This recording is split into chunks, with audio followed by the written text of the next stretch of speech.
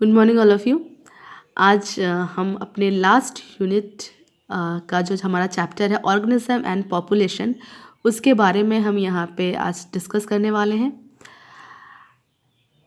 सबसे पहले इस चैप्टर में हमको समझना है इकोलॉजी क्या होती है। तो इकोलॉजी के लिए यहाँ पे कुछ बेसिक चीज़ों को हम देखते हैं। हमारे जैविक विश्व में लुभावनी विविधता और आश्चर्यजनक जटिलता है। We can try to understand its complexity by investigating processes at various levels of biological organization such as macromolecules, cell, tissue, organs, individual organism, population, community and ecosystem and biomes। इसका मतलब क्या हुआ? हमारा जो ये पूरा ब्रह्मांड है, पूरा विश्व है, इसमें आपको अलग अलग तरह की विविधता दिखाई देती है। अब बर्ड्स में देख लो, मोर, उसके पंख कितने सुंदर होते हैं। इवन अलग अलग डिफरेंट टाइप के बर्ड्स हैं जो कि बहुत ही ज़्यादा ब्यूटीफुल होते हैं। डिफरेंट कलर के फ्लावर्स होते हैं। इवन अगर हम बात करें ह्यूमन बीइंग की भी, तो जो ह्यूमंस है वो भी कितने अलग अलग तरह के होते हैं। किसी की वॉइस बहुत अच्छी होती है, कोई देखने में बहुत सुंदर होता है, कोई किसी की ड्राइंग बहुत अच्छी होती है। ठीक, तो हम अपने चारों ओर इस विविधता को देख भी सकते हैं और इसको हम मतलब इसको देख के हम आश्चर्यचकित भी हो सकते हैं कि पूरे विश्व में इतनी विविधता आखिर देखने को मिलती कैसी है।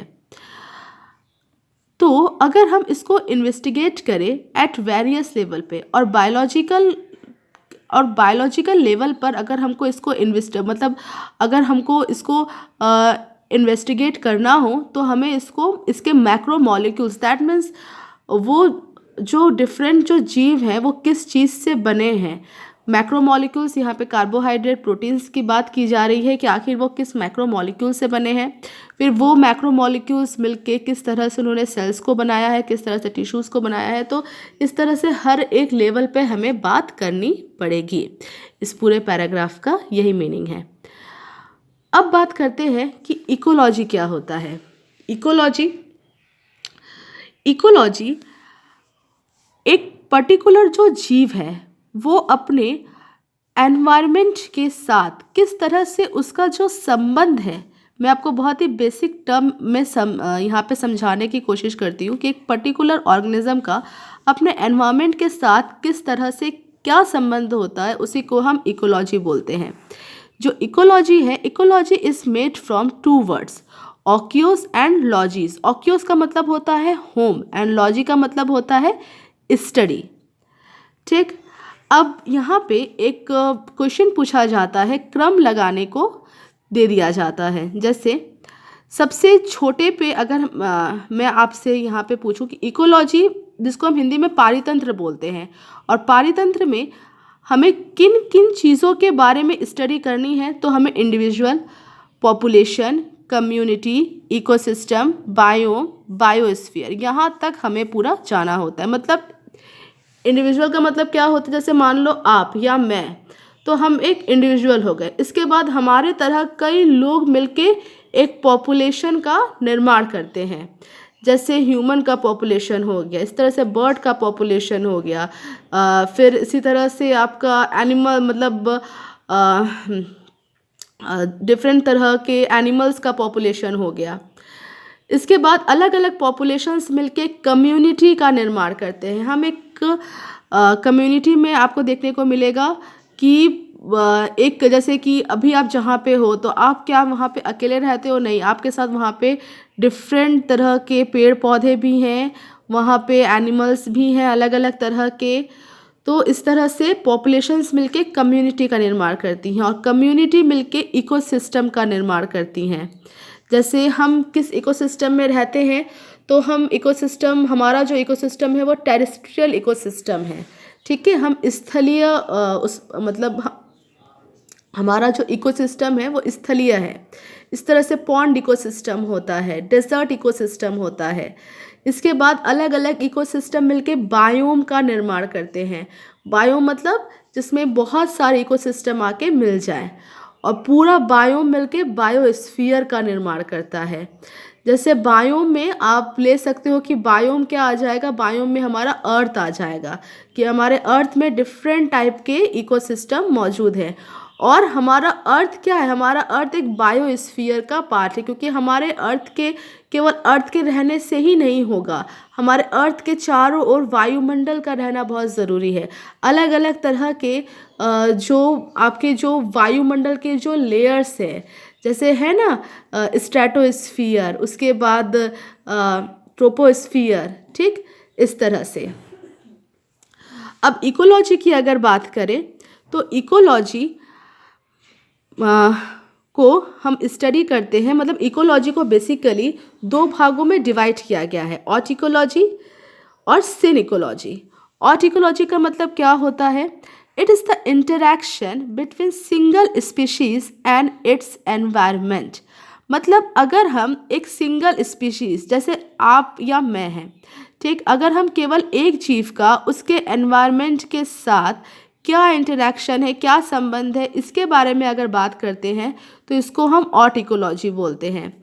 सिन इकोलॉजी का मतलब क्या होता है, the interaction between whole community and its environment. अगर हम अलग अलग तरह के कम्युनिटी का मतलब क्या है मैंने अभी आपको बताया, तो उस पूरी कम्युनिटी का उसके एनवायरनमेंट के साथ क्या संबंध है, इसके बारे में अगर हम बात करें तो इसको हम सिन इकोलॉजी बोलते हैं। सिन इकोलॉजी को हम कम्युनिटी इकोलॉजी भी बोलते हैं। अब यहाँ पे कुछ बेसिक टर्म्स हैं, जैसे जो टर्म इकोलॉजी है वो किसके द्वारा दिया गया था, तो टर्म इकोलॉजी दिया गया था हैकल के द्वारा। इकोसिस्टम दिया गया था टेंसले के द्वारा। फादर ऑफ इंडियन इकोलॉजी बोला जाता है आर मिश्रा, रामदेव मिश्रा सर को। उसके बाद बायोसिनोसिस, इसको शब्द को देने वाले वैज्ञानिक का नाम है Karl Mobius. Father of ecology बोला जाता है हम्बोल्ट को, और फादर ऑफ मॉडर्न इकोलॉजी बोला जाता है हचिंसन को, ठीक। तो अगर इकोलॉजी की परिभाषा अगर हमें देनी है तो हम क्या दे सकते हैं, ecology is a subject which studies the interactions among organism and between the organism and it's physical environment. जो इकोलॉजी है वो एक सब्जेक्ट है जिसके अंतर्गत हम किसका अध्ययन करते हैं कि जीवों के मध्य कैसा संबंध है, और केवल जीवों के बीच में ही संबंध का नहीं बल्कि एक जीव का उसके पर्यावरण के साथ क्या संबंध है, इसके अध्ययन को ही हम इकोलॉजी का नाम देते हैं। जैसे एक जीव का दूसरे जीव के साथ किस तरह का संबंध, जैसे मेरा आपके साथ संबंध, या मेरा मेरे मेरी पूरी कम्युनिटी के साथ किस तरह का रिलेशन है। उसके बाद केवल इतना ही नहीं, मेरे एनवायरनमेंट के साथ क्या, जैसे होता है ना कि क्या जो एनवायरनमेंट है, पर्यावरण है, वो मुझे सूट करता है या पर्यावरण है वो मुझे सूट नहीं कर रहा है, तो उसके साथ मेरा कैसा इंटरेक्शन है। इन सब का जो एक इन सब की जो एक स्टडी होती है उसी को हम इकोलॉजी बोलते हैं। Ecology is basically concerned with 4 levels of biological organisation: organism, population, community, biome, ठीक। तो अभी मैंने इसके बारे में आपको बताया है, और इसमें इन 4 को ही ज़्यादा स्पेसिफिक लिया गया है क्योंकि अब हम इन चारों के बारे में ही हमें पढ़ना है। आई होप बहुत ही छोटा सा मैंने वीडियो आपके लिए आज बनाया है, आपको समझ में आया होगा। जितना भी मैंने आपको नोट्स दिया, समझाया, तो आप प्लीज़ उसको लिख लेना, और कुछ भी डाउट हो तो आप मुझे ग्रुप में पूछ सकते हो मैसेज करके, ठीक। Thank you.